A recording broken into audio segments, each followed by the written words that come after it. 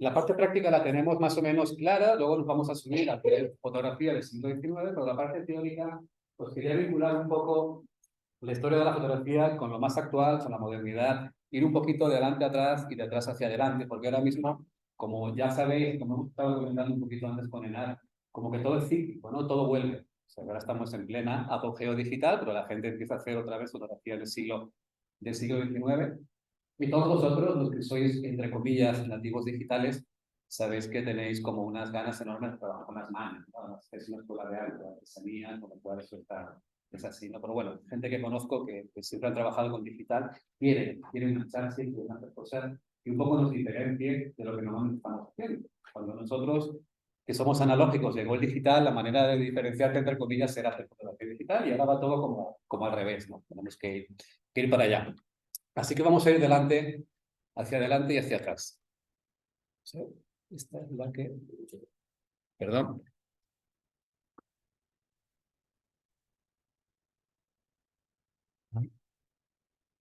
Pasa a la siguiente.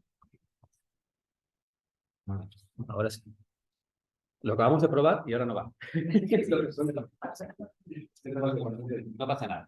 Bueno, gracias a Curiositas por invitarme, gracias a vosotros, todos los que estáis aquí, a César, a Luz, a todos los que me habéis invitado a participar. Tengo una cierta vinculación con Burgos, o sea que me encuentro más o menos como en casa, así que vamos a estar casi como en familia. Bueno, esta es una diapositiva que solemos poner bastante y es cómo hacíamos las fotografías antes, cómo se hicieron durante la segunda mitad del siglo XX y más o menos cómo se están haciendo en la actualidad. Todavía podríamos ir mucho más allá porque ya, aparte de los teléfonos móviles, la fotografía digital, estamos trabajando mucho el mundo de los NFTs, muchísimo, y por supuesto mucho el mundo de la inteligencia artificial. Bueno, eso ya creo que lo tenemos todos muy claro, estamos todos vinculados, y ahora lo que se está haciendo muchísimo, por ejemplo, dentro del mundo de los NFTs, es trabajar lo que se llama el digital, o sea, tener un toque no fungible dentro del mundo digital, dentro de la blockchain. Eso sería otro tema bastante complejo para explicar, pero al mismo momento que eso, tener una obra física de la cual se puede enviar a los diferentes compradores de esa obra, ¿no? Incluso esa obra física puede viajar de un lado a otro del mundo, dependiendo de quién haya comprado ese NFT. Es una cosa bastante interesante. Y además el mundo de los NFTs nos interesa a nosotros como fotógrafos, no como inversión, sino como una manera de certificar la autenticidad de la obra. Cuando nosotros hacemos una obra física y la incluimos dentro de la blockchain, ya tenemos una imagen que es totalmente nuestra, porque eso está ahí siempre, para siempre, inmutable, y nadie va a poder transgredir, digamos, nuestra piel. Pero bueno, sería otro tema bastante complejo de hablar. La inteligencia artificial sí me interesa. Os he puesto un ejemplo de Jorge Salgado, un amigo profesor de EFTI, que está haciendo unos trabajos interesantísimos con inteligencia artificial. Creo que todos más o menos sabéis en qué consiste. Hay una serie de programas que se dan una serie de órdenes y esas órdenes nos van a generar una serie de imágenes que básicamente es juntar píxeles, más o menos así. Os presento a Mercedes Hausmann. Me interesa mucho la obra de esta chica, además yo le he estado ayudando a colaborar en este proyecto, porque ella tiene un proyecto muy interesante y es mezclar la fotografía del siglo XIX con la inteligencia artificial. Me parece potentísimo todo lo que está desarrollando esta chica. Ella es una gran experta en Photoshop, trabaja para grandes diseñadores del mundo de la moda como retocadora, para grandes fotógrafos del mundo de la moda como retocadora. Es una chica muy importante. Y aquí he mezclado una fotografía una técnica de 1840 con la inteligencia artificial.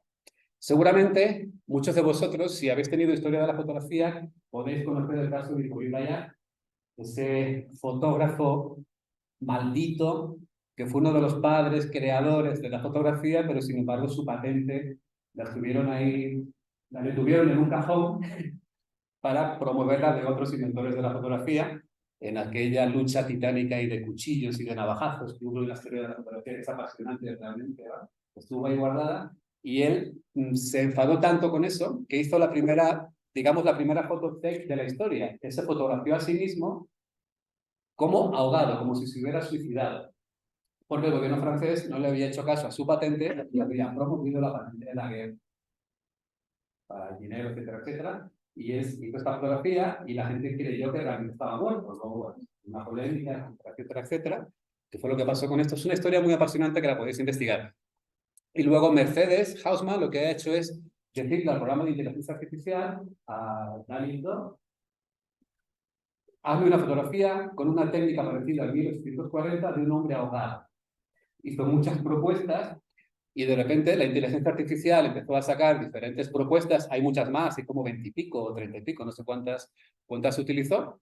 Una de ellas le gustó, que es la de abajo a la derecha, y esa foto la imprimimos en calotipo.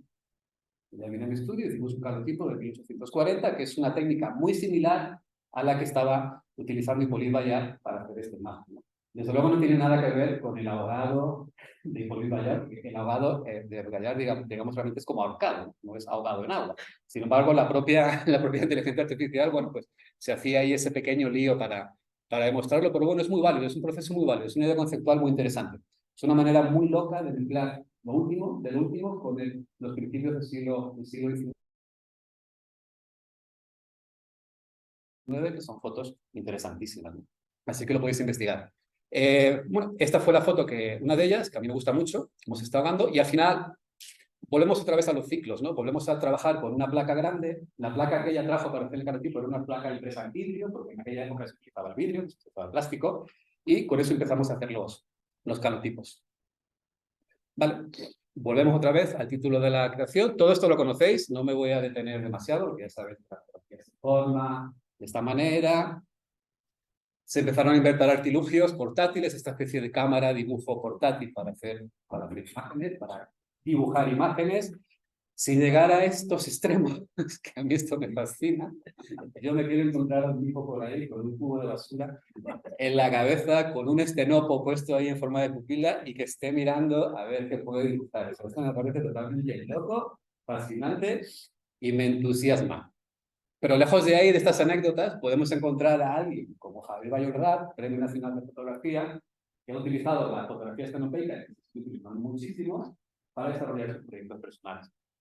Él hizo un proyecto que se llama la imagen incisa, algo de inciso, perdonad, además escribí un artículo bastante extenso, la sombra incisa. Y él estuvo durmiendo en el borde de un glaciar durante un mes entero y sacaba fotos de cómo se iba destruyendo este glaciar.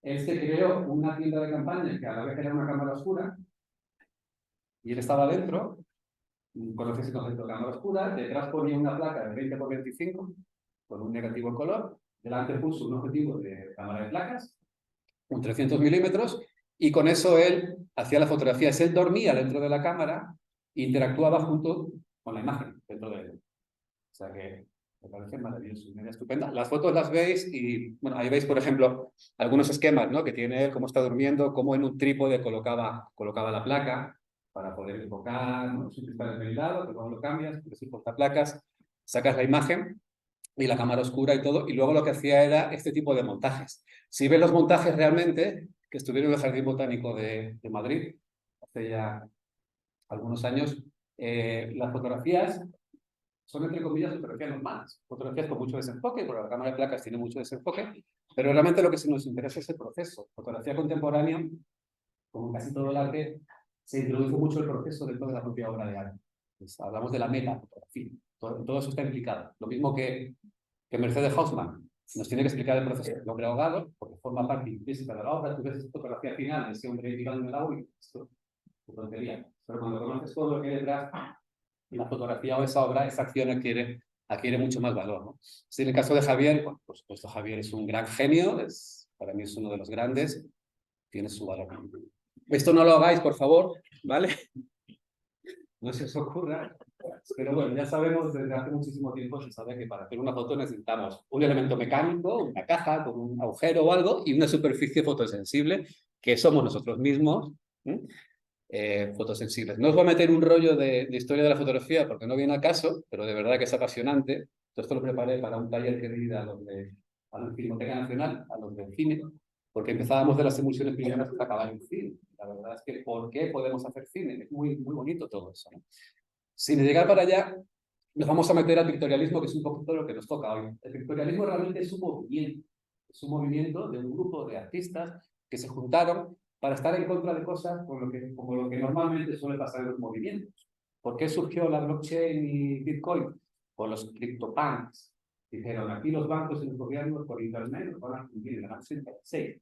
Vamos a hacer un movimiento para que esto no ocurra y para defendernos ante el gobierno, para que no nos robe nuestros datos, como así ha sido y como así está siendo la actualidad. Pero bueno, ¿qué hacía ese movimiento? Bueno, pues reivindicaba otra vez la artesanía frente a la mecanicidad, volver a trabajar con las manos. ¿Os suena a conceptos actuales? ¿No? Pues ya lo estamos trabajando en el siglo XIX. Hablaban de la imagen única versus la imagen múltiple, ¿no? No tener una foto tata, sino simplemente ser una imagen única. Y hablamos del arte versus documento.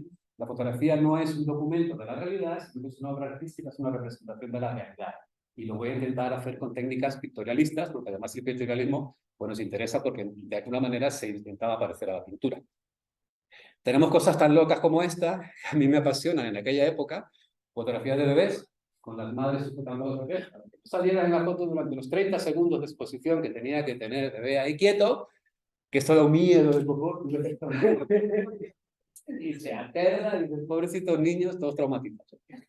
Esta se escondía en la cortina, pues más o menos se le puede revelar un poco, pero no se ha puesto ninguna de muertos, que sabéis que hay muchas, la fotografía victoriana del siglo XIX, hay un montón de ellas, pero no, estas no las vamos a poner. Vamos evolucionando las emulsiones, vais a ver a dónde vamos a llegar con todo esto. Vamos evolucionando las emulsiones hasta llegar al colodión húmedo, que si subo Joaquín Paredes por aquí, no hay nadie mejor en España que pueda explicar eso, que es un genio el colodión húmedo. Y aquí tenemos a Roger Fenton con su carromato fotográfico, que se iba por la guerra, sobre todo la primera guerra de Crimea, fue la primera guerra que se pudo ver que el mundo pudo ver realmente cómo era una guerra. Estos están posando porque son 3 segundos de exposición, pero de repente ya pudo llegar a la gente normal y corriente cómo eran los impactos de la guerra. También hay fotos de muertos ahí abajo, pero no he puesto ninguna. Esta foto es muy famosa de él. Son todo balas de cañón en el Valle de las Sombras en la guerra de Crimea en 1855. Suena Crimea otra vez. Otra vez. Más o menos son los mismos. O sea que es como que si leéis ahí son los mismos. Por fortuna, aquí, gracias a ellos, surgió Cruz Roja. Aquí fue cuando surgió el movimiento de Cruz Roja y es lo que tenemos en la actualidad. Pero bueno, ahí iba Roger Fenton con su carromato, con las tropas, desplegaba todos esos turbios, esos botines, esos vidrios, esos químicos, hacía la foto, tenía que exponerla y tenía que meterse en el carromato a revelarla antes de que se secara. Si la emulsión se secaba ya, ¡chao! Ya no servía para nada y no podíamos hacer nada más que limpiar, quitar y estropearlo. Se hicieron cosas locas como esta, que a mí me encanta, la cámara Mammoth. Si ahora pensáis que las cámaras son grandes, algunos dicen, ¿no? Digo, pues mírate esta. Es una cámara que se construyó solamente para hacer una fotografía de un tren. En 1900, un dueño de una compañía de trenes tiene un tren nuevo y dice, quiero una fotografía de mi tren nuevo, flamante y estupendo. Contrato a unos fotógrafos, me gasto $5.000 del año 1900, contrato a 15 operarios y me llevo una placa que pesa casi 650 kilos, una cámara. La pongo ahí y obtengo una placa de 2,5 metros por 1,5 metros del tren. Ahora os imagináis con el móvil haciendo la panorámica. ¿Cuánto vale una fotografía de un móvil hecha con una panorámica y cuánto valdría esta fotografía ahora mismo si tuviéramos tener acceso al original de esta foto? La verdad es que no sé si sigue existiendo. Hay dos. Pues hay dos. Dice Luz, una Francia y otra en Estados Unidos. Así que tenemos oportunidad de verlo. Pero bueno, se fue evolucionando el tema, hasta que llegó la placa seca. Y la placa seca es básicamente los carretes que ahora mismo trabajamos. Los carretes que metemos en una cámara, pues básicamente son la placa seca. Lo que pasa es que tenemos aquí tenemos una ventaja, que llegamos a un 25avo de segundo. Si todos sabéis que el cine va a 24 fotogramas por segundo, a partir de aquí ya podemos hacer cine. Pero no tenemos algo flexible que nos permita meter esto en una cámara de cine y meter 24 placas en una cámara de cine que de vueltas sería totalmente imposible para poderlo hacer. Así que todavía estamos ahí en los inicios de lo que es el boom de la fotografía.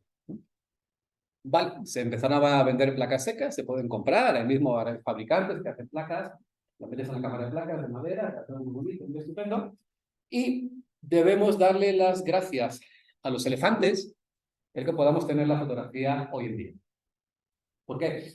Porque gracias a los elefantes se estuvo buscando un método alternativo para fabricar teclas de piano y bolas de billar que no fueran con los marfiles de los elefantes. Hasta esa época, las bolas de billar y los marfiles, perdón, las bolas de billar y las teclas de los pianos se hacían con los marfiles de los elefantes. Se sacrificaban alrededor de 100.000 al año para la industria de los billares y para la industria de los pianos. Entonces, una empresa americana, no por querer salvar a los elefantes, sino porque les salía muy caro, propuso a ver quién se inventa algo que sea similar a las bolas de billar. Dio un premio bastante jugoso, en la época no recuerdo cuál, pero dio un premio bastante jugoso a quien descubriera algo y surgió el celuloide, inventado por los hermanos Hyatt en 1865. Por ahí andamos. Debe ser muy divertido porque las primeras bolas de billar, si habéis visto la película Cinema Paradiso, la celulosa que ya explotaba, es de autoconsume su oxígeno, o sea que esas películas, aunque las metas debajo del agua siguen encendidas, no hay manera de apagarlas hasta que no terminan de acabar su propio oxígeno. Y debe ser divertido porque según se comenta temas de la época, las bolas como que explotaban al chocarse, como que ¡tá! Metían unos petardazos que tenía que ser un poquito, yo creo que si llegan a la masa crítica entre dos de ellas, aquello podría haber sido una auténtica catástrofe. Pero bueno, surgieron ya las películas de vitrocelulosa, y si habéis visto Cinema Paradiso, lo recordáis. Si no lo habéis visto por ahí, los chicos, tenéis que verla. Es una absoluta maravilla y joya dentro de la película. Y de ahí a Oppenheimer, pues no hay mucho. De ahí a llegar a una película Super IMAX de 70 minutos, la vida gorda, para ver en esas pantallas gigantescas que solo se ha podido ver en 30 cines en todo el mundo, nada más. En España, en Barcelona, yo creo, y no sé si en Zaragoza había uno que también lo podía emitir. Pues ha pasado algo de tiempo. Pues bueno, esto es un foto. Fíjate que cacho fotograma. Es una mesa de paneles. Son como de un 6-7. Enorme. Imagínate ver eso, ¿no? El formato original, eso que es el Kodak. ¿Has visto Oppenheimer? Esos desenfoques, esos primeros planos, ¿no? Sabes que Kodak fabricó bueno, no le fabricó, la fusión de Kodak de blanco y negro se la puso a él especialmente en ese formato para poder hacer películas. O sea, que hay una serie de innovaciones que siempre vienen por la industria del cine. Volvemos otra vez a esta diapositiva, porque a partir de aquí es cuando surge George Eastman Kodak con su famosa cámara. Ya tenemos las emulsiones placa seca, ya tenemos el plástico, ya recibimos de vidrio, ya podemos tener cosas más pequeñas. Me hago una cámara que la vendo entera con una carga de 100 fotogramas de manera circular, va en un revólver y la vendo. Todos conocéis más o menos este dato. Lo que seguramente os pueda sorprender es que costaba $25 en 1888, que ahora mismo serían como unos $1.200. La fotografía siempre ha sido algo de élite. Siempre. Terminabas el carrete, mandabas la cámara al fabricante, te la volvía a rellenar y ¡ay! Se me ha movido la diapositiva. Bueno, la carga de volver a enviar la cámara ya recargada, no sé qué, pues estaba unos $500. Carrete nuevo, $500. La fotografía analógica ahora está subiendo, pero esperemos que no llegue a esos niveles, ¿eh? Tremendos. Bueno, a partir de 1920, cuando ya la fotografía se popularizó muchísimo, cuando ya las patentes de algunos de los autores empezaron a caducar, ya todo el mundo hacía fotografías, la fotografía estaba por todos los sitios, volvemos otra vez a intentar diferenciarnos de lo que está pasando y volvemos otra vez a iniciar el victorialismo. El victorialismo se inicia en 1920 aproximadamente con esta pretensión. La repito porque me parece muy importante, ¿eh? Artesanía, arte único, importantísimo. Surgieron autores como Alfred Stieglitz, que fueron un poco los precursores de todo ese movimiento, junto con otros autores, y empezaron a hacer este tipo de fotografía. Luego renegaron de ello, bueno, como todo, siempre al final es una cuestión cíclica. George O'Keeffe, esta fotografía de la derecha es muy famosa, de Stieglitz, la frecuente, fue un poquito el que cambió algunas pautas de la fotografía. Empezó a hacer nubes, con lo cual la gente le sorprendía y empezó a ser muy criticado, ¿no? por las fotos que él hacía y por volver a hacer nubes. Y para mí las nubes no son nubes, sino es la equivalencia de algo. Y ya sabéis que la fotografía no es lo que estamos hablando, sino es una representación de algo que yo quiero representar. Puede ser otra cosa, puede ser un sentimiento, puede ser una idea, etcétera. Ya quitamos la fotografía como documento y nos vamos a la fotografía como expresión. Quitamos esa fotografía de hacer una foto como si fuera una ventana que yo veo el exterior y hacemos una fotografía como si fuese una puerta que yo me meto en otro mundo a explorar a ver qué está pasando por ahí y con qué quiero interpretar. Eso es la que la fotografía debe ser tanto. ¿De acuerdo? Sabemos ahora algo que está muy bien ese algo, es algo que está viendo Dios. ¿No? ¿Qué expreso yo con ese algo? ¿Cómo hago yo ese algo para intentar expresar lo que yo siento ahora mismo, ¿no? Con respecto a ese árbol? Bueno, la fotografía es un simbolismo, ahí lo dejamos. Vamos a Gertrude Cassevier. Fíjate cuánta manipulación hay en esta imagen. Son placas rayadas, es Stiglitz, es una fotografía de Stiglitz. Todo esto es pictorialismo. Ella es Gertrude Cassevier. Todo es pictórico, todo se intenta simular a la pintura. Luego dijeron que lo renegaban y que la fotografía tiene su propio medio, que ya no tiene por qué separarse de la pintura. Volvemos otra vez a los ciclos. Estamos siempre inmersos dentro del mundo del arte. Esta foto es muy reconocida, ha sido portada de varios libros. Aquello es un fotograbado y esta es la fotografía original, la de la izquierda, ¿no? Para que veáis la pequeña diferencia. Y estamos con imágenes pictóricas. Seguramente os suena esta fotografía de Steigen, que en 1904, que se subastó en Sotheby's en el 2006 por 2 millones y pico de euros, de euros, perdón, 2 millones y medio. Bueno, y es una goma micromatada, creo que está mezclada con un platino y es un estanque que está cerca de su casa. Pues eso, básicamente. ¿Pagaríamos 2 millones y medio, no sé qué? Pues seguramente sí, porque es la única foto de este tipo que podemos tener. Julia Margaret Cameron, muchísimo, transgredía mucho la fotografía, ella empezó en la fotografía muy tarde y además le gustaba usar objetivos colocados al revés, rayados, reflexionados, intentaba pasar absolutamente de la técnica. A ella lo que le importaba era eso que estaba fotografiando, lo digo para los que soy muy técnico, pero luego todo eso fuera, chao, y ya hacemos otra cosa.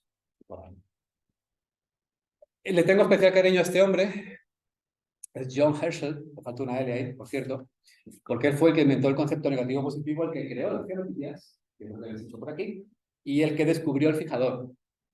Y sobre todo me interesa porque era un científico, era astrónomo, hijo de astrónomo, nieto de astrónomos y sobrino de astrónomos y sobrino de cantantes de ópera. Una mezcla maravillosa de todo lo que se tiene que tener en el mundo del arte. El mundo del arte, el mundo de la fotografía, el mundo de la ilustración, de lo que queráis, tiene que estar completo.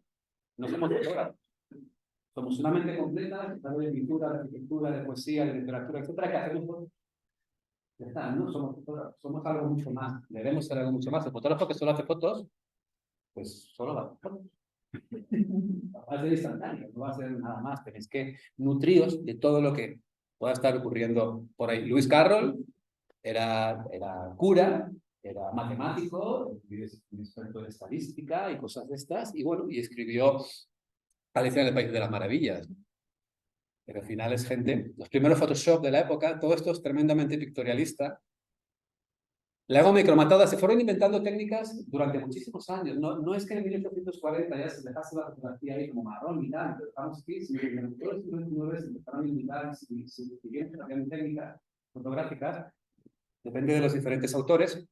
La goma micromatada es muy bonita, es fácil de hacer, la podéis hacer aquí a la día. Es goma arábiga, con micromato y un tinte, un colorante que se disuelva en agua y ya, es bastante sencillo. Lo bonito que es que el color de la foto lo eliges tú con la acuarela. Si la quieres negra, marrón, verde, azul, violeta, eso lo vas eligiendo tú. En este caso de Mashilo lo puso rojo, naranja, y en este caso, bueno, pues son negras, más parecido a lo que puede ser un carbón transportado, etcétera, etcétera. Entonces, una goma cromatada mezclada con platino, es que hay mucho que hablar sobre esto. No podemos hablar tanto. Auguste Rodin, por Alvin Landon Corbett, todos son fotos de la época de la escuela pictorialista. Aquí tenemos a William Henry Fox Talbot, el famoso inventor del calotipo, ¿vale? En 1840, se pone en el 41. Inglaterra, Daguerre en Francia, hubo una pelea ahí tremenda por el tema de la fotografía. Daguerre liberó la patente porque se la compró el gobierno francés. En vez de al hombre ahogado, se la compró Daguerre. Por eso el otro se ahogó. No entiendo, ay, qué pena, ya no soy millonario. Y yo inventé esto. Y aquí tenemos a este hombre que se ha hecho múltiples exposiciones haciendo fotografías al sol, que es lo que hoy vamos a echar de menos. No tenemos sol, pero no pasa nada. Ya buscaremos la vida.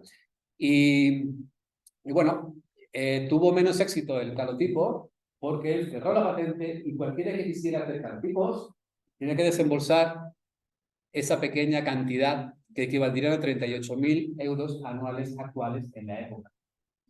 Si yo quisiera hacer un cartipo, tendría que pagar anualmente $38.000 por la patente de tal. Bueno, hasta que ya se caducó, claro. Cuando se caduca la patente ya todavía se hace cartipo, ya podemos hacer lo que nos dé la gana. Ortiz Echagüe es el gran fotógrafo pictorialista español, con un proceso, realmente es un carbón, también un tema de patentes y lo llamo de otra manera, pero es un tema de carbón. Y bueno, estas fotos son estupendas. Estuvieron la publicación en el Museo del Arte de Madrid. Bueno, y aquí también. Aquí sí, el cordón es verdad. Sí, en el cordón estuvieron hace algunos años. Yo tuve muchos originales en las manos. Yo creo que las compraron. Y no me los van. Para volver a tocar con guantes. Me tenía puesto guantes, ¿no? Pero es que si no, no las tocas. Con los guantes estos de tela. Y no digáis nada. Bueno, Joan Villatova, que es uno de los grandes carbonistas español, podéis investigarlo. Esta presentación está abierta en mi web, podéis hacerla cuando queráis. Luego digo cómo, podéis ir allí, la tenéis, vais a tener todo, o sea que no tenéis que apuntar nada. La cianotipia no me detengo mucho en ello porque habéis hecho, es bueno, los libros de las algas, Inglaterra de la Narcis, un famoso. A mí personalmente, pero es un tema personal, no me gusta mucho porque como son azules, aunque luego se puede liar un poco, son azules, no me atrae mucho la técnica, pero es fantástica también. Y ya llegamos otra vez al siglo XX. ¿Y por qué hacemos ahora otra vez tanto tipo de estas técnicas? ¿Por qué está otra vez tan de moda? Porque hay cumplido la fotografía digital. La fotografía digital nos ha permitido hacer la parte importante de esta técnica, porque la química sigue estando ahí, que son los fotonitos con la impresora. Antes había que coger una película, que Luz ha rescatado unos cuantos ejemplares de película LIT, que era la película que se usaban artes gráficas, muy contrastada, había que revelarla con computadores LIT, y ahí prácticamente no teníamos gama de grises. Si queríamos gama de grises, había una película que se llamaba tono continuo, una serie de técnicas para intentar sacar ahí gama de grises, pero la película LIT se utilizaba la imprenta para hacer textos. Entonces se hacía LIT y se pasaban con las imprentas. Eso nos metía mucho en química, nos metía películas muy caras de poder conseguir y de poder controlar. Con la irrupción de la fotografía digital, le damos a un botón, placa, imprimimos un acetato o una transparencia de impresora y podemos hacer todas las técnicas que nos dé la gana. O sea, ahora mismo otra vez volvemos al ciclo, la fotografía digital nos ayuda a la fotografía del siglo XIX. Esto es un ejemplo, la fotografía digital en color, pasada a blanco y negro, pasada a negativo y hecho un palotipo. Ya está, lo haces en un momento sin ningún tipo de problema. O haces un fotograbado, o haces un carbón transportado, una gomada, lo que te dé la gana, partiendo de la base de que necesitamos un fotolito, porque en todas estas técnicas vamos a necesitar una imagen final al tamaño de la obra, porque no la puedo poner en ampliadora. Yo necesito, si voy a hacer una foto de 1 metro por 1 metro, necesito un fotolito de 1 metro por 1 metro para poderlo hacer. Por ejemplo, Isabel, que hace estas fotos tan grandes, pues los fotolitos de Isabel son así. Son grandes. Entonces, eso tienes que poner ahí una mesa de luz gigantesca, una sonadora muy grande, todo tiene que ir, en este caso, no al vacío, pero sí que haya un buen contacto con la plancha. Esto es un platino que tengo yo en casa, que es de Noel Miles. Estos son casi 100, creo que son 102 o 103 fotos de 6 por 4,5 de una cámara de formato medio, 6 por 4,5, todas pegadas unas a unas en ese árbol en diferentes épocas del año y diferentes años. La evolución del árbol. Pues estoy, y es un platino, está pegado con unos bueno, yo he visto el original, o sea, este fotolito pegado con una paciencia infinita, unos pelos finísimos, pues todo eso, pero es muy bonito. Joaquín Paredes, con el colorión. Y nos venimos a la calitipia.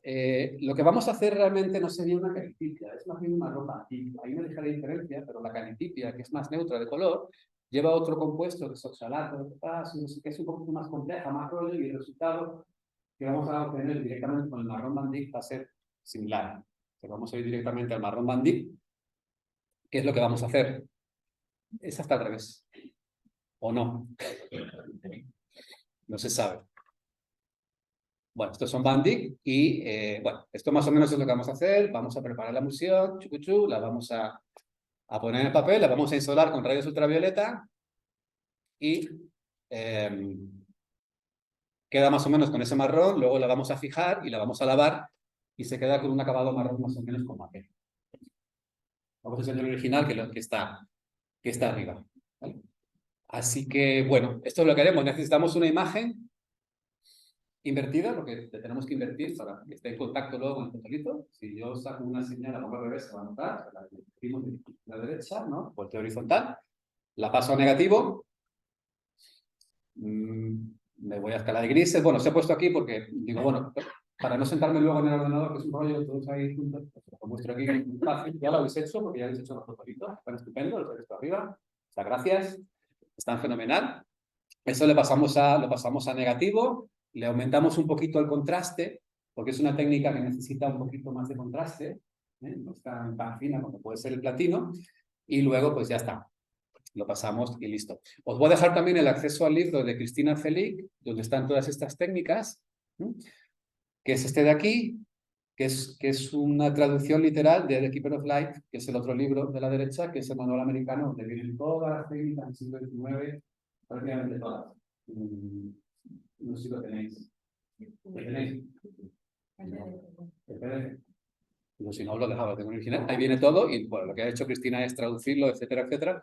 Y básicamente lo que vamos a hacer cuando subamos es diluir esto, esos tres compuestos, los diluimos, lo juntamos, cogemos una brocha que no tenga ningún compuesto metálico, los pinceles japoneses, que decimos, la brocha japonesa, lo pasamos en papeles, secamos, damos otra capa, que si damos solo una queda bastante sosa, no consigue contraste ni nada, quedan dos capas, y un secador de pelo para tocar, luego le ponemos el fotolito, la tiramos al sol que está saliendo, encendemos una lámpara de rayos UVA y ya podéis hacer todas estas técnicas. Es exactamente similar el proceso a lo que puede ser la científica con compuestos químicos y no va a ser azul. Así que, bueno, pues ¿alguna pregunta, alguna duda, alguna cosa? Todos callados. No, pero dime. la técnica de blanquitos es más, ¿no? El agua transportado es bastante más compleja. Hay que hacer una imagen sobre un tisú, también con una especie de goma arábiga, sobre un tisú, un soporte transparente, ponerlo boca abajo, en agua, separarlo hasta que se va transfiriendo la imagen de un lugar a otro. Bastante compleja, bastante bien, bastante compleja. Pero bueno, es muy similar. Yo te aconsejo que primero empieces por la goma hidromatada. Me interesa el carbón, pero por goma hidromatada, cuando ya domines la goma hidromatada.